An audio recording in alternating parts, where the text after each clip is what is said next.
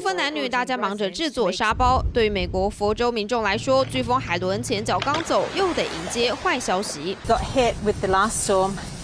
We got flooded.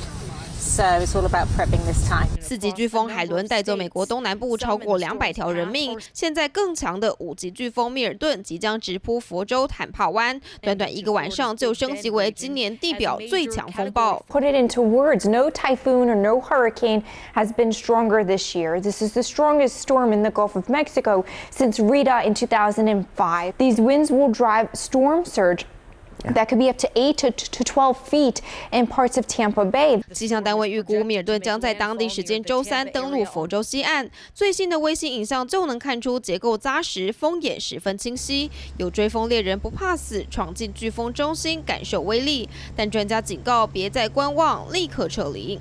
Please, if you're in the Tampa Bay area, you need to evacuate. If they have called for your evacuation order, I beg you, I implore you to evacuate. It's going to have wind, it can kill you.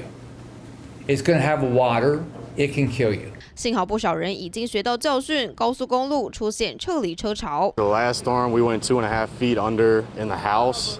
I already lost almost 2 cars, so hoping that, because with all the stuff on the street, it's going to fly around, probably knock a couple of these buildings, and I'm good. I don't want to be a part of that.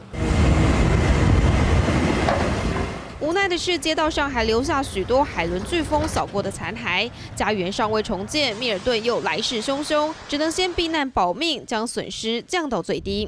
3立新闻上报道。